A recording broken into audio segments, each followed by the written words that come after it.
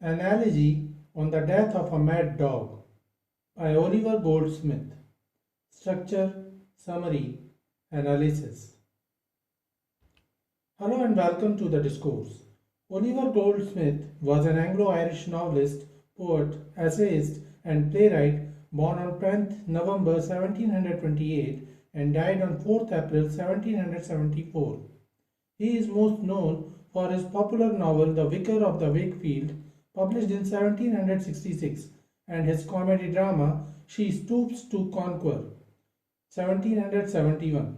In addition, he is also known for his philosophical poem The Traveller or a Prospect of Society, published in 1764, his pastoral poem The Deserted Village, published in 1770, and The Hermit, a 160-line romantic ballad, published in 1765. An Elegy on the Death of a Mad Dog is a satirical, ironic poem written by Oliver Goldsmith that was a part of his popular novel The Vicar of the Wakefield. The poem is about a rabid dog that bites a man and the effect that this act of violence has on the people of London. An elegy is a generally serious poem written to honor an individual who has died. Even though it is titled as an elegy, the obvious tone of the poet is that of derision and mockery. He gets the readers to contemplate over superficial attributes of an individual and questions the generally acknowledged version of what defines good. The poem describes the death of a mad dog who once bit a very good man who was admired by everyone. The man and the dog lived in a town called Islington, which was full of all different kinds of dogs, and the man at first befriended this dog when they encountered one another. However, for some unknown reason, the dog bit the man, and everyone was shocked that the dog would bite so good a man.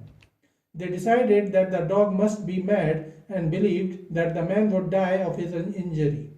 However, it was the tragic death of the dog at the end that imparts the complete impact of what the poet has been advocating all this while. Structure of the poem. The poem contains 32 lines set in 8 stanzas or 8 quatrains, 4 lines each. The rhyming scheme of the poem is simple A-B-A-B. Goldsmith employed a simple song-like alternating metrical pattern of iambic tetrameter and iambic trimeter. Thus, the first and third lines of each quatrain contain 8 syllables and the second and fourth lines contain 6 syllables. The poem follows a ballad pattern and it may also be compared with a nursery rhyme style pattern. The poem follows the genre of satire and parody. The poem satirizes the genre of elegies. Summary of an elegy on the death of a mad dog. Stanza 1, lines 1 to 4. Good people all, of every sort, give ear unto my song, and if you find it wondrous short, it cannot hold you long. The poet urges people from all walks of life, people of all kinds, to give their ears to his song. The poet acknowledges that the song may be short, but assures the listeners that it won't take up much of their time. It implies that the song has a concise and captivating message that can be enjoyed by everyone. So the poet invites people to listen and engage with the song, regardless of its brevity. In the third and fourth lines, the poet also lowers the audience's expectations, reminding those who might find his poem too short or inconsequential that it at least will not hold them long. Stanza 2, lines 5 to 8. In Islington there was a man, of whom the word might say that still a godly race he ran, whenever he went to pray. In this stanza, the poet offers the setting of Islington and introduces the man, the main character of the poem. The speaker says that there was a man in Islington who was known for his devout religious practices. Whenever he went to pray, he was regarded as someone who maintained a strong and righteous spiritual connection. The lines imply that this man was highly respected for his religious devotion. In line 7, the speaker describes that man as godly, which means that he is a good and pious man, a good Christian, who appears to be a fine example of Christianity and well liked by the townspeople. However, the poet inserts a doubt in line 6 an ironic statement that hints the man is not as charitable as godly as he seems to the rest of the world. Stanza 3, lines 9 to 12. A kind and gentle heart he had to comfort friends and foes. The naked every day he clad when he put on his clothes. The speaker continues describing the man who is the central character. The man was considered to be a kind-hearted and religious man. He was thought to be a good Christian. He was ever ready to help the naked or poor and the needy. This stanza highlights the kindness and compassion of the man in Islington. He had a gentle heart and showed care and support not only to his friends but also to his enemies. The lines also humorously mention that he helped the needy by clothing the naked, but only when he put on his own clothes. This emphasizes his generosity and willingness to help others in any way he could. Again, the speaker hints at irony in line 12. The man cares for himself first, and only then does he think of helping others. Also, when he is going to get known for that help. Oliver Goldsmith iterates that these acts considered to be virtuous are motivated by self-regard, making you wonder if this is actually the sort of right thinking that should be upheld. Stanza 4, lines 13 to 16. And in that town a dog was found, as many dogs there be, both mongrel, puppy, whelp, and hound, and curs of low degree.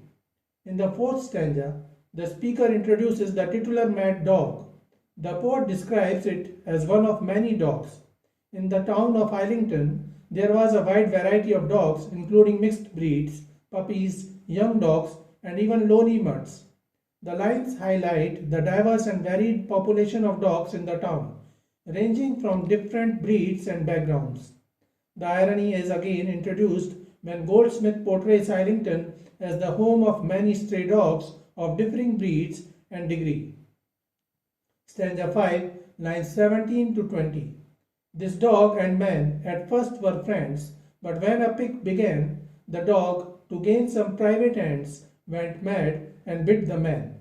In this stanza, the speaker acknowledges the man and the stray dog have a history as friends, but after a pick or provocation between them occurs, the dog bites the man for reasons unknown to onlookers. Initially, the dog and the man were friends. However, a disagreement or argument arose between them, causing the dog to become enraged and bite the man. The lines illustrate a shift in the relationship from friendship to hostility due to the dog's sudden change in behavior. Stanza 6, lines 21 to 24. Around from all the neighboring streets the wandering neighbors ran, and so the dog had lost its fits to bite so good a man. In this stanza, the speaker mentions the witness's response to the biting incident. The speaker describes how the incident with the dog biting the man attracted the attention of the neighbors. They were surprised and couldn't believe that the dog would act in such a way towards a good man.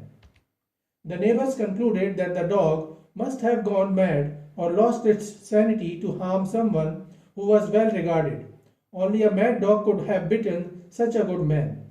Stanza 7, lines 25 to 28. The wound, it seemed, both sore and sad to every Christian eye, and while they swore the dog was mad, they swore the man would die. In this stanza, the speaker continues to describe the response of the witnesses of the biting incident while informing about the seriousness of the wound that the godly man suffered. The stanza highlights the seriousness of the man's wound, which saddened and concerned everyone who saw it. While some believed the dog was mad, others feared for the man's life, thinking that his injuries were severe enough to be fatal. The lines emphasize the gravity of the situation and the worry surrounding the man's well-being. The Christian neighbors of the man swear the dog is mad and that the man will die of his sore and sad wound.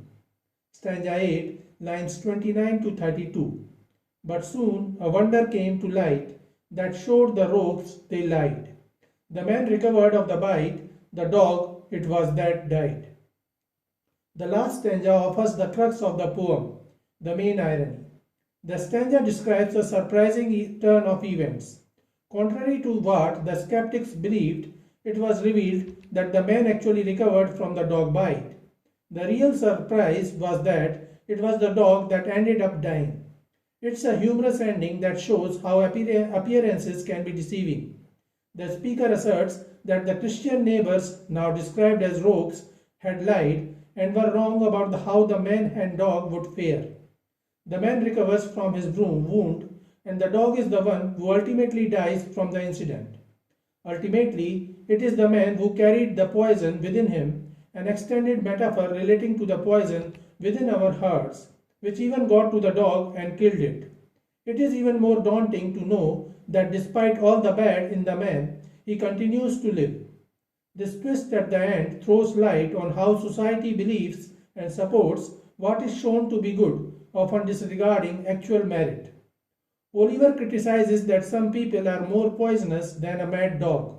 In reality, it may not be so, but these people cause more harm than a mad dog can. So this is it for today. We will continue to discuss the history of English literature. Please stay connected with the discourse. Thanks and regards.